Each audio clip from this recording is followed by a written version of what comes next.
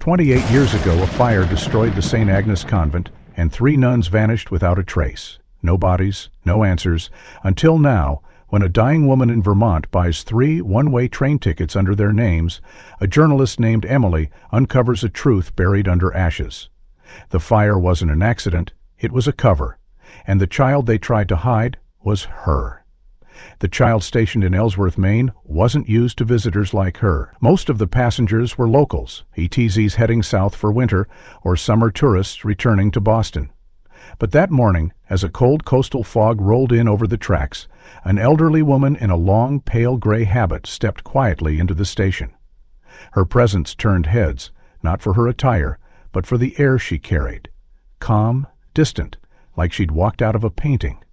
She moved with purpose, her black shoes barely making a sound against the worn linoleum floor. In her hand, a brown leather pouch. At the counter sat Michael, a young man in his mid-30s just starting his shift. He looked up from his screen and straightened slightly when he saw her. "Morning, ma'am. Can I help you?" The woman nodded gently and pulled a slip of paper from her pouch. Her hands, wrinkled and veined, moved with care. "3 tickets, please. One way," she said. Her voice was soft but firm. She slid the paper across the counter. Michael glanced at it. "All to Billings, Montana?" he confirmed. "Yes," she added. "They must depart together. Same train." Michael nodded, typing in the request. "That's one of the longer routes we have," he commented, trying to keep the conversation light. "Are you traveling with family?" She didn't answer immediately. Her eyes stayed on the destination board, as if remembering something distant. "Finally," she said. "They're waiting for me. I'm just arranging what was long overdue." Michael nodded slowly, still typing. "Names for the tickets?" She gave them one by one. The first name made him pause. The second made his skin prickle. By the third, his fingers stopped moving entirely. "I'm sorry," he said, trying not to sound rattled. "Did you say Sister Annabel, Sister Lucia, and Sister Margaret?" The old woman met his eyes. "Yes, print them exactly as I said, please." Michael blinked, his throat tightening slightly. "I don't mean to pry, but those names—" He lowered his voice. There was a fire. At St. Agnes Convent, years ago, these were the names of the nuns who disappeared. The woman tilted her head, almost sadly. They didn't disappear. They were taken out of reach. Sometimes, when truth is too painful, people stop looking. Michael's hands trembled slightly as he hit print. 3 tickets slid out. He folded them carefully, placed them in an envelope, and handed it to her. This will be reported," he said quietly. "I suppose it will," she replied, "but you'll find it leads nowhere, until someone walked it." She offered a slight bow and walked away. Michael stood frozen, watching her figure dissolve into the early mist. He looked down at the manifest, rereading the names. Sister Annabel DuPont, Sister Lucia Moreno, Sister Margaret Hale. He remembered them from the local news archives. 1997, a fire at the Cliffside Convent. No bodies, no arrests. Case went cold. Rumors swirled. Some said it was arson, others believed it was a cover-up. But no one had ever seen the nuns again. But now, he reached for his phone, hands still unsteady. Emily Garner didn't normally answer phone calls during editing hours, but when Tyler from Ellsworth Station texted her, "You need to call me, it's about the St. Agnes fire," her hands instinctively dropped the stylus and reached for the phone. The moment his voice came through, she knew he wasn't exaggerating. "She came in this morning," Tyler whispered like he was reporting a ghost sighting. "One nun, bought 3 tickets, one way to Montana. Guess the name." "Not the ones from the fire," Emily replied instantly, the back of her neck tingling. "Exactly those. I printed the damn tickets myself. Sister Annabel, Lucia, Margaret." From the 1997 convent fire, Emily fell silent, memories flickering like static. The fire. Her mother's voice trembling when she'd first told her about that night. "I was already gone when it happened," she had said. "Graduated 2 years before. But I knew them. Everyone did. They were different, protective, too protective maybe." Emily had always filed that story away in the mental drawer labeled "Family Lore, Tragic but Unsolvable." Now it felt like someone had opened that drawer and left it swinging in the wind. "Did you keep the ticket stub?" she asked. "Photocopied them," Tyler said. "I'll send them, but she said something. They didn't disappear. They were taken out of reach." The next morning, Emily drove 6 hours to Augusta's Regional Archive, the only place with blueprints of the original St. Agatha Convent, built in 1934. She told the clerk she was doing a retrospective piece on religious architecture, half true, and settled into a wooden desk with yellowing rolls of parchment and dust-smelling folders. The 1980 revision plans caught her attention first. Water damage marked the top right corner, but beneath it was a faint note: West access, black access, sealed 1971. She cross-referenced it with fire department reports from 1997 and froze. The police schematic used in the investigation didn't include that section. She grabbed her phone, took a picture, then turned back to the older maps. 10 minutes later she found it. A trapdoor marking in the northwest chapel, hidden beneath a pew marked Sisters Reserved Row. Handwritten beside it, tunnel access, storage plus archives. It wasn't in any modern report, not listed in the fire inspection, and most importantly, it was omitted entirely from the arson investigation. Emily stared at the name printed in faded ink, a secret basement. She leaned back in her chair, her mind racing. Who sealed it? Why wasn't it reported? And why would 3 women vanish, only to reappear 28 years later, booking tickets to Montana like it was unfinished business? Her phone buzzed again. A new text from Tyler. "Did you know your mom was in the same yearbook as Sister Lucia?" He sent a photo. A scanned yearbook page from 1985. Her mother, June Holloway, smiling faintly, standing just 2 rows behind a striking woman labeled Lucia Moreno, Liturgical Arts. Emily swallowed hard. She remembered that name. Her mother once mentioned that Sister Lucia used to sing her to sleep during study weeks. She had a voice that made you believe in things, she had said one winter night after too much wine. Emily had chalked it up to nostalgia, but now it felt like a breadcrumb. She called her mother that evening. "Mom, do you remember Sister Lucia?" There was silence on the other end. "Why are you asking about that?" her mother finally said. "Because she might still be alive." A longer silence. Then, in a quieter voice, "I always hoped she was." Emily pressed. "Did you ever hear of a tunnel? Under the chapel?" Her mother exhaled slowly. "That wasn't a tunnel. It was a place to hide. They never talked about it, but everyone knew it was there. Lucia once said, 'If it comes to it, we'll go below.'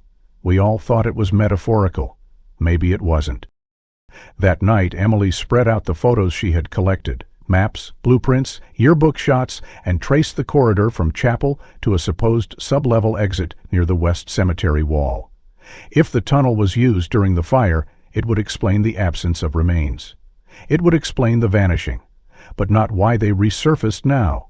She called a local surveyor the next morning, someone who had done ground-penetrating radar work near the convent ruins after the fire. "I remember that place," he told her. "Creepy site. We weren't allowed to scan near the north wall, said it was unstable.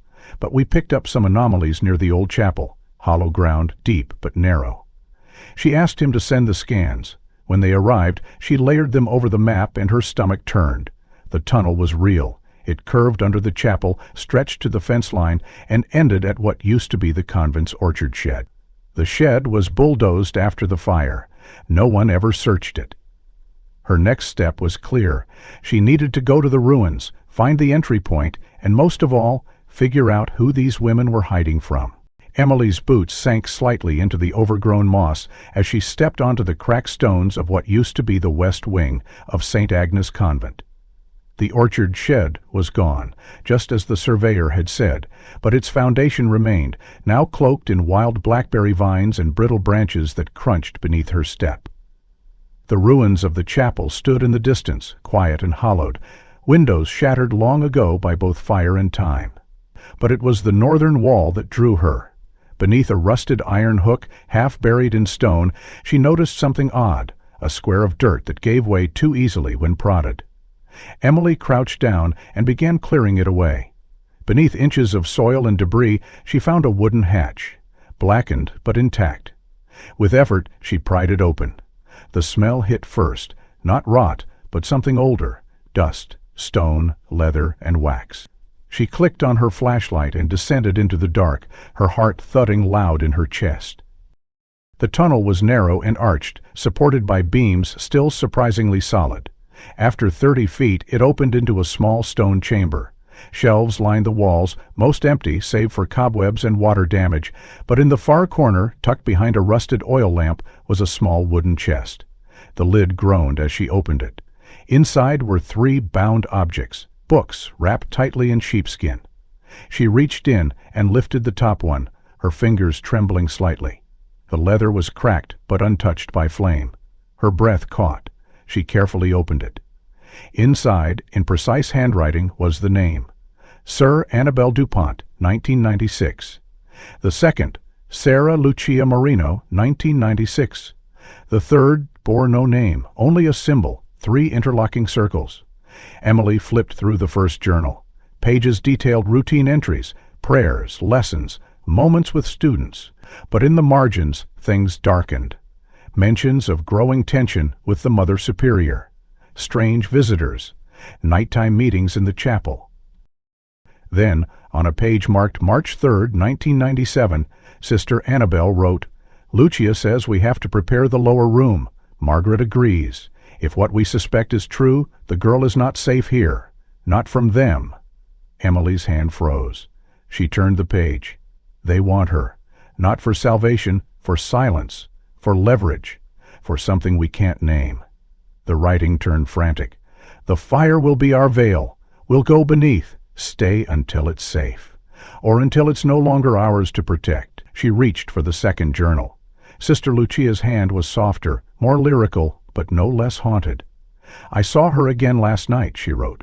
"The child. She wakes with dreams not hers. She speaks of women she's never met, languages she's never been taught. Margaret says this is spiritual. Annabel says it's inherited. I say it's a burden no child should bear. Then later. They'll come for her on Holy Thursday. They think we'll obey. They don't know what we've prepared. We'll go underground. 3 of us. 1 of her." Emily read the line again. "One of her." She flipped quickly, looking for names. None. Just a faint drawing, pressed into the leather with a waxy fingertip, 3 hands, one holding a smaller 4th. The third book was different. Its pages were stiff, written in multiple inks, various hands, like a collaborative record. There were maps of the tunnel of exits, schedules, notes of patrols. Someone had cataloged every shift in chapel guards, every inspection by diocesan officials. Then, midway through, a list of items. Dried food for 30 days, 2 gallons water, candles, cloth, medicine for child, admittance in underneath in different handwriting. Her birth name must be erased. For her safety, for the others. She must not remember. Emily's vision blurred. Her fingers hovered over that sentence. She remembered something, her mother once mentioning that she had no baby photos of Emily before age 2. There was a fire, June had said casually. Old family records lost. At the time, Emily hadn't questioned it. Now, she wasn't so sure. She flipped to the final page. A prayer short and simple. "Lord, shield her memory until she can choose for herself. Until then, we remain the veil." As Emily closed the books and placed them back in the chest, her breath trembled in the stillness. These weren't just journals. They were evidence, testimony, and maybe warnings. She rose slowly, clutching her flashlight, aware now that this tunnel hadn't just been a hiding place. It had been a cradle, for a child the world was never meant to find. Emily didn't leave the tunnel immediately. Something in her bones told her there was more to uncover, something that the journals had not said aloud. The tunnel had connected to the chapel, and if the journals hinted at one truth, it was that the chapel was more than a place of prayer. It was a vault of decisions, of desperation, and of silent defiance. She climbed back through the narrow corridor and emerged into the crisp air, the late afternoon sun slicing long shadows through the trees above the ruins. Dust clung to her jacket and hair, but she ignored it as she made her way toward the collapsed wall of what remained of the chapel nave. Time had eaten the structure, but the stone altar still stood upright, cracked but unyielding. Behind it loomed a faded fresco, its hues dulled, its edges scorched by smoke. Emily stepped closer. The scene depicted the visitation, Mary and Elizabeth meeting under divine light, a familiar motif in Catholic iconography. Yet something was off. A faint discoloration ran through the corner, brushstrokes that looked newer, brighter, almost modern compared to the muted pigments around them. She squinted, reached into her bag for her phone, and used the flashlight to sweep across the surface. Beneath the right-hand pillar, a shadow line broke the continuity of the painting, one that didn't align with the architecture or perspective. Gently, she touched the edge. The paint was brittle. Carefully, using the edge of a card from her press badge, she scraped a small section.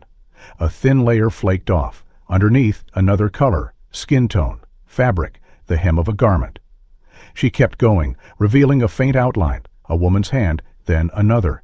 A few more swipes, and there it was, a young girl cradled in the arms of 3 women dressed in habits.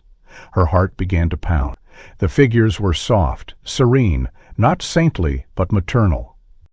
Their eyes looked outward, but their bodies formed a circle around the child, as if shielding her. The baby had a small birthmark near the collarbone, barely visible in the painting, but unmistakable to Emily.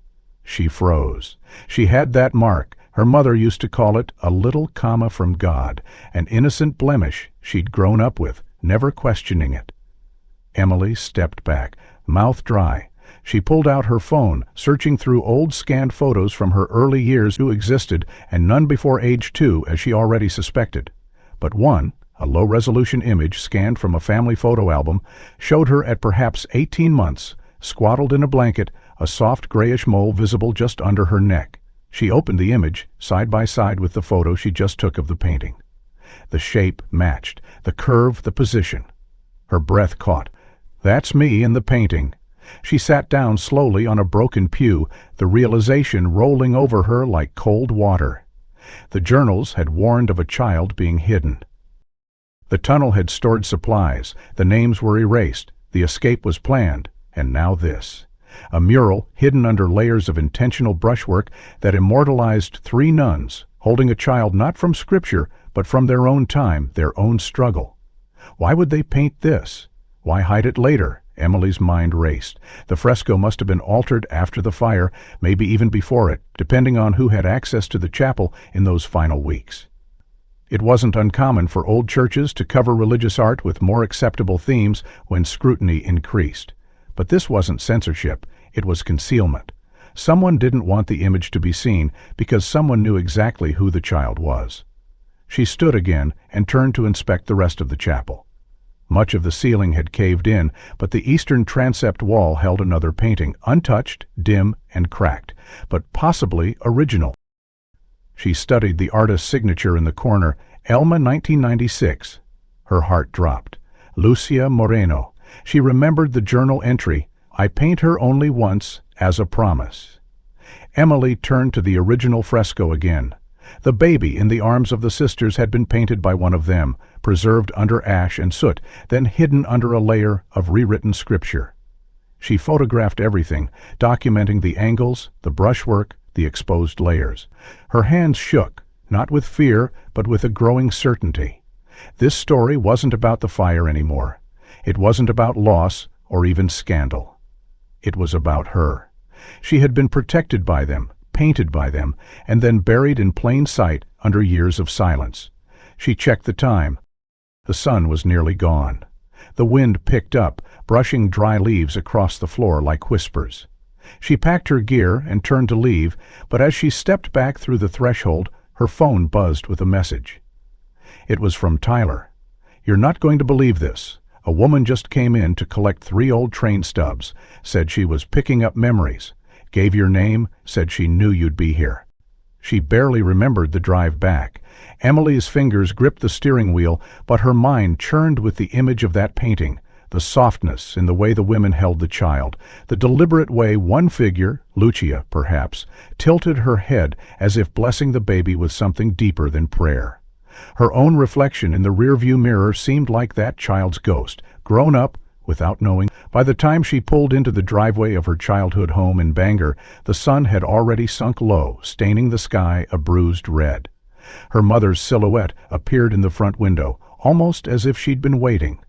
Emily didn't ring the bell. She walked in like she always had. June stood near the kitchen island, a mug of tea in her hands, her features tense. "You've been digging," she said, before Emily could speak. "You went back there?" Emily dropped her bag on the floor, pulled out her phone, opened the photo of the fresco, and set it silently on the table between them. June stared. Her hand trembled slightly. "You know who that is?" Emily said, her voice low. "I didn't at first, but then I saw the mark, the one you always said was a birth mole." June closed her eyes. "You were never meant to see that painting." "So it's me," Emily pressed. "Tell me, stop pretending, stop lying." June let out a long, shuddering breath and set the mug down. "You were left in the vestibule of St. Stephen's. I was in the choir loft, rehearsing late. The whole city was talking about the fire. I remember the air smelled like smoke, even from miles away. I heard a baby crying. I went down and found you, wrapped in a wool blanket, with a ribbon tied around your wrist." She walked toward a drawer and pulled something out. Emily's old baby ribbon. It was ivory, aged yellow at the edges, and on the inside, stitched in faint red thread, the initials LM. "I never knew who left you," June continued, "but the church was in chaos that week. Rumors flew. Some said the nuns had survived, that they'd planned something, that the child wasn't theirs, but was meant to be hidden." Emily's voice was hollow. "Why didn't you tell me?" "Because the authorities were looking," June said. "They didn't want survivors. They wanted afraid they'd take you if I said anything. I filed for guardianship through a friend in the diocese. I became your mother because I chose to be, not because I chose to be." "But Emily, you were always mine." Emily pulled out the journals, laying them on the table. "They wrote about me. They hid me. They painted me. This wasn't some desperate nun's accident. This was planned. They were protecting me from something, and they trusted no one." She pulled out the DNA envelope from her satchel. "I sent in a test last week, after I found the journals. I scraped samples from the leather, old skin cells from where they wrote. I know it's unorthodox, but I needed to know." June's eyes widened. "You didn't—" "I did," Emily said. "I just got the results back." She unfolded the document and slid it over. "Lucia Moreno is my biological mother." The room was silent except for the faint ticking of the wall clock. June sank into a chair, her hands covering her mouth. Emily kept going. "They didn't abandon me, which means someone wanted me gone. Or worse, used closure." June nodded slowly, eyes misting. "They feared someone in the church, maybe someone from the outside. You were born into something that made you dangerous or valuable. I don't know which." Emily pulled out a worn photograph, one that had been folded into the back of Lucia's journal. It showed 3 young women in habits, laughing beside a fountain. One held a bundle wrapped in a white cloth. The other 2 looked directly at the camera, their smiles tight. There was a 4th figure in the background, a man in a black coat, standing too still. Emily pointed. "Do you know who that is?" June looked closer, squinted. "He looks like Father Brome. He used to visit from New Jersey. He oversaw donations and transfers. He was strange, formal, cold, but powerful. Diocesan leadership protected him." Emily nodded slowly. "I think they were running from him. I think he wanted me." June leaned forward. "Then you need to find out why, and where he is now. Because if those women are resurfacing, if they're moving again after all these years, then whatever they tried to stop back then, it's not over." The train tickets Tyler scanned to Emily's inbox looked innocuous at first glance, plain beige stubs with black ink and faint watermarks. But Emily's eyes locked on one strange detail immediately. The return field on all 3 tickets had been left blank, not due to system error, not by omission, but deliberately unfilled. She zoomed in, her brow furrowing on from the beginning to be one way. She zoomed in, her brow furrowing on. These weren't just tickets, they were symbols of intent. Whoever purchased them was declaring something, quietly but unmistakably. "We are not coming back." That alone might have unnerved her enough, but it was the date in the top right corner that made her stomach tighten. "Issued for travel, October 19th, 2025. Anniversary of original departure, October 19th, 1997.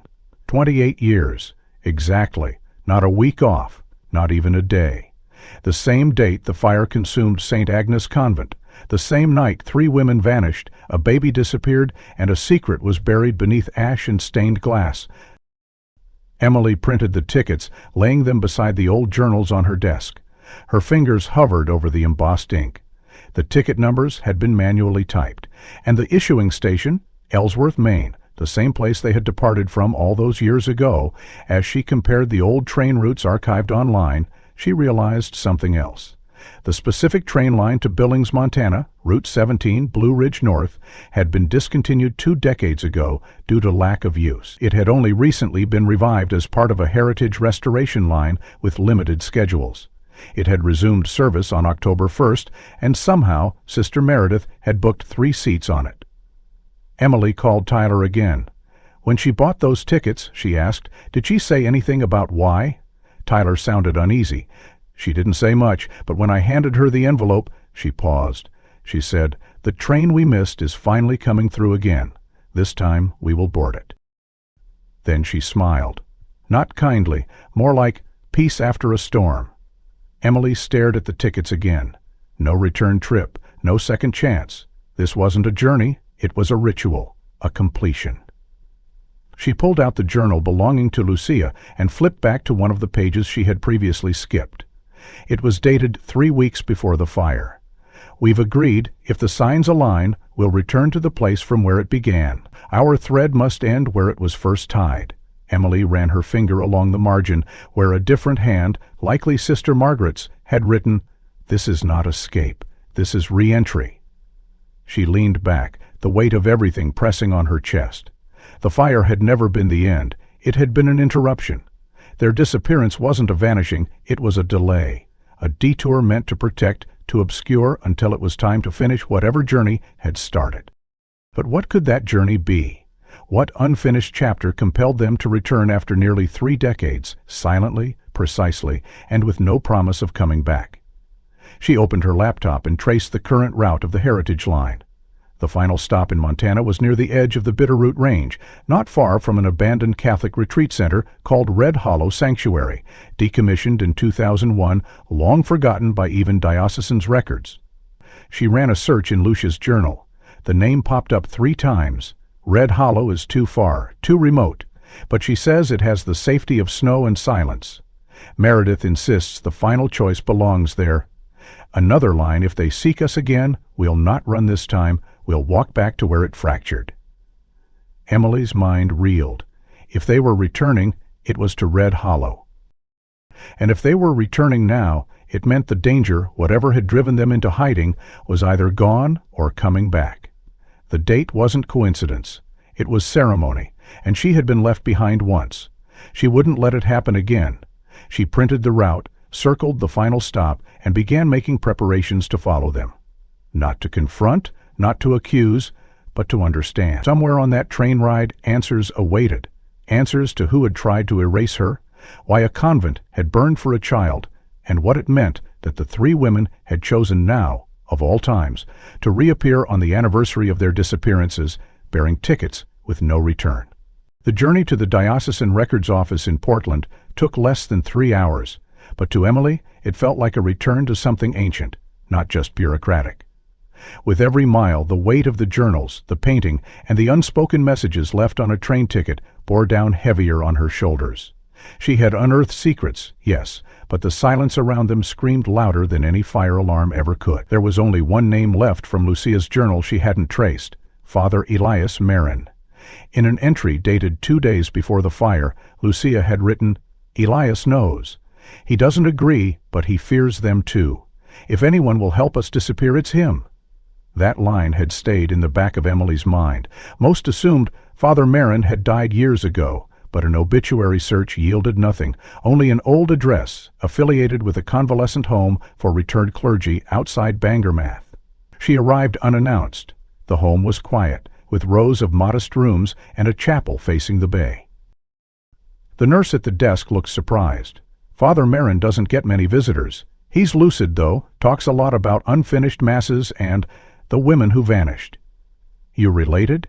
Emily didn't answer. She was shown to a small room with faded blue curtains and the scent of cedar and old pages. Inside sat a man with white hair and a frail frame, eyes sunken but alive. "You're her," he said, before she even introduced herself. "You're the child, Lucia's daughter." She stood still, her mouth slightly open. "You knew her?" "I baptized her," he said with a faint smile, "and I buried her, figuratively. We made her disappear, remember?" Emily stepped closer. "Why?" Marin turned his head slowly toward the window. "Because they wanted you. Not out of love, not out of charity. You were leverage. Some believed you were evidence, others thought you were something. Symbolic. And in the church, symbolism is power." Emily pulled out the painting photo and the DNA result. "Did me. They erased my name. Who was trying to find me?" Mergren sighed. "There was a faction, not official, but old, very old. They called themselves Custodes Ordinis. Their mission was purification, restoration. They believed the church had been weakened by too much compassion, too many compromises. When they learned that Lucia had broken her vows, that a child had been born, they moved quickly. They intended to remove the child, raise her in isolation, make her compliant." Emily felt cold. "So they lit the fire?" "I don't think so," Marin said. "But I think they created the pressure that forced the women's hand. They staged the fire themselves. Margaret had explosives training, military background before she took her vows. They used it to collapse part of the chapel to block the west wing. The rest was smoke and mirrors. Literally." Emily tried to steady her breath. "Did you help them escape?" "I gave them the last key," he said, "to the tunnel. I blessed them before they went down." He reached into a drawer, his hands trembling slightly, and pulled out a small velvet pouch. "Lucia left this. Said if the child ever came looking, I should return it." Inside was a ring, simple silver, worn smooth at the edges, with 3 names etched in a spiral: Annabelle, Lucia, Margaret, and beneath them the letters F.M. "Sanctum Familia," Marin explained. "It was their promise, their rebellion, not by blood alone, but by protection, sacrifice." Emily turned the ring in her fingers. It felt warm despite the cold room. "Where are they now?" she asked. Marin looked at her for a long moment. "They never told me, but they said one day they would ride that train again, when it was safe, or when it was necessary." Emily stood, the ring clenched in her hand. "They're already moving. The train departs in 2 days. I'm going after them." Marin's expression softened. "Then go as you are, but not unknowing. You carry their faith, and their fear, but also their choice. Whatever happens, don't let anyone else name you again." Emily knew the name Sister Meredith was a thread too perfect to ignore, a final alias tucked beneath decades of silence. And with the train departure looming in less than 48 hours, she traced the records back to a Carmelite retreat center in rural Vermont, a place known more for its silence than its service. There, nestled in the Green Mountains, lived a woman registered as Sister Marie Elise, known to the community only as a contemplative, who arrived in 1999 with a sealed letter from the Archdiocese, and no family to speak of. It took 3 phone calls, 1 hand control letter, and the intervention of a sympathetic archivist named Clarissa before Emily received permission to meet her. The retreat was surrounded by pine trees and fog, a place where time slowed and voices seemed out of place. She was led to a stone bench in the courtyard where a nun in her 70s, face deeply lined, sat wrapped in a shawl despite the early fall warmth. When the nun looked up, Emily froze. The eyes were older, the skin thinner, but the features matched an old yearbook photo from the files. Margaret Hale. One of the 3. "I suppose you're her," the woman said before Emily could speak, "the one they painted." Emily sat slowly. "I thought you were Sister Meredith." "I am, now," she said. "After Montana, after Red Hollow, after Lucia disappeared, and Annabelle changed her name again. I took the name of my grandmother. I needed to start over. We all did." Emily's voice cracked. "You booked the tickets." Sister Meredith nodded. "The same route, the same line, the one we never took because the fire came early." Emily pulled out the ring, the one Father Marin had given her. Meredith's hand shook slightly as she touched it. "I thought this was lost. He kept it for me," Emily said. "He said you left it in case I came looking." Meredith's eyes misted. Didn't know if you'd ever remember. But we made a pact. If any of us saw the train listed again, that would be the signal. No more hiding. Emily's breath hitched. Why now? Meredith looked out toward the trees. Because I'm dying. Lung cancer, the kind that crawls slow, maybe 6 months, maybe less. I kept it quiet, but I knew it meant I had to finish what we started. Not for redemption, for closure, for you. You're going to Montana, Emily said. All of you? Meredith gave a faint smile. Yes. I've contacted Annabelle. She's in upstate New York, working under the name Marion DuPont. Runs a hospice. Lucien. We're not sure if she's alive. She was last seen in Nevada teaching English to migrants under an assumed name. But I have reason to believe she'll come. Emily's hands tightened. Why? Because I wrote to her, Marion said. Had a Dropbox. It's been unused for 20 years, but I checked it this summer. Inside was a pressed flower and one line in her handwriting. If you call, I'll come. That was her way. And a train? Emily asked. What is Montana to you? Meredith exhaled deeply. Red Hollow. The place we would have gone. The retreat center. It had a chapel underground, a sanctuary safe from the eyes of the church. We had people there, quiet allies. That was where we were to start over, raise you out of reach. And now we reunite, one last time. Before my body gives up, before memory fades, we owe each other that much. And we owe you the truth. Emily studied her face. The years hadn't erased the fire in her gaze, just softened it. Will you let me come? Meredith looked surprised, then solemn. You already are, child.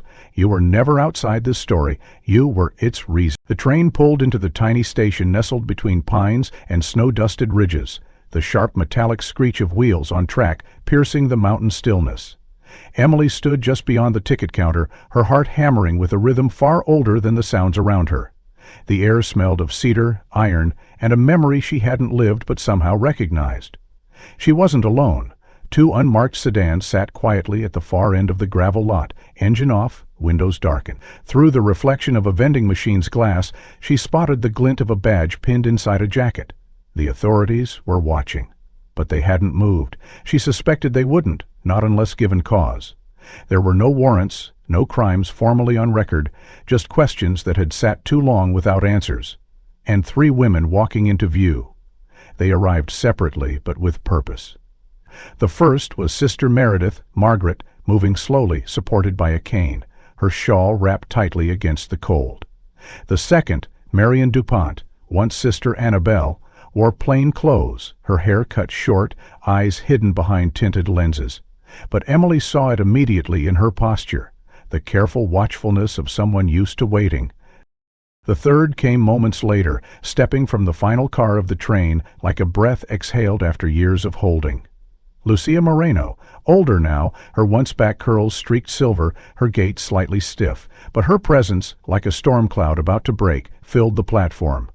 Emily didn't know she had been holding her breath until they looked at her, all 3, and smiled. It wasn't theatrical, wasn't staged, just 3 women seeing what they had feared would never come to pass. Reunion, not escape. Emily stepped forward. You came, she said. Lucia nodded. Of course we did. The child called. We were never going to ignore that. Emily looked at them, these women who had once vanished through smoke and stone to save something they believed was worth more than their own names.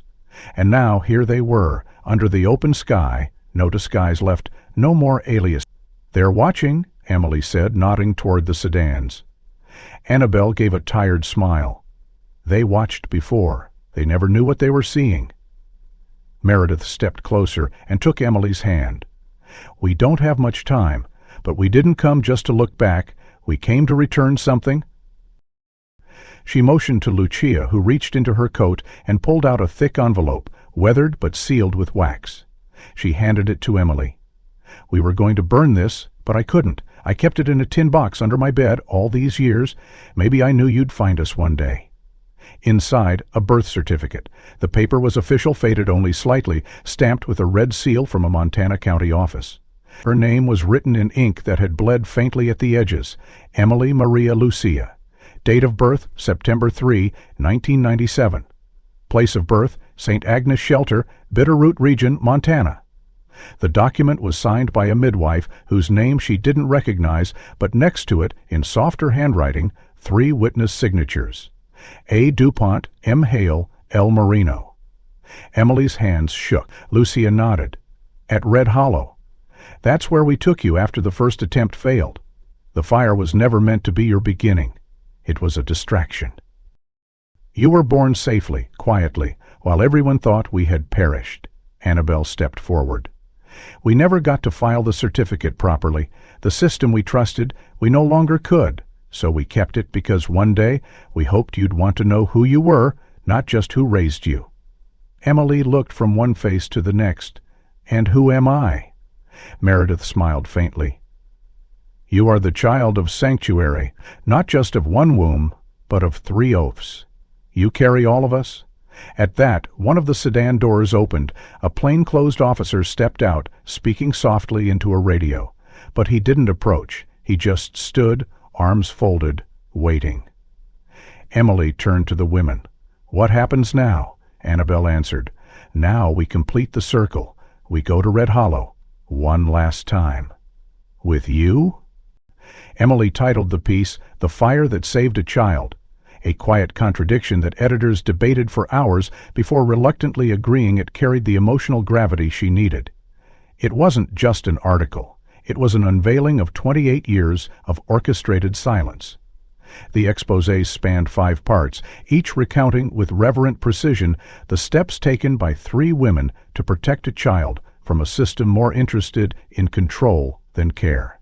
She wrote of Sister Lucia's quiet defiance, Sister Annabelle's stern resolve, Sister Margaret's disciplined strategy. She told the world how the fire had been planned, not as an act of destruction, but as a shield, a final smokescreen against a cloaked authority that sought to extract, erase, and assimilate a newborn for its own cryptic ends. The Vatican issued a measured response, no denial, no admission, just vague acknowledgments of historical complexities and procedural failures from decades past. But the silence from the American diocese spoke louder.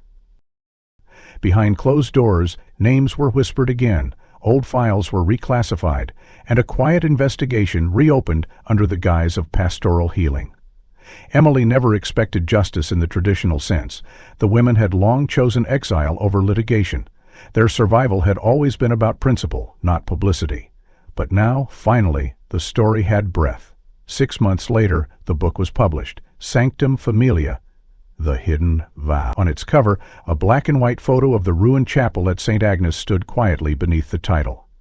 At the book launch in Boston, the event hall was modest but full. Readers, survivors, clergy, and strangers who had grown up with half memories of the 1997 fire sat shoulder to shoulder. Emily, standing at the podium, spoke not of conspiracy, but of devotion. She spoke of women who chose secrecy over surrender, sacrifice over survival. She closed with the words Lucia had once written in her journal.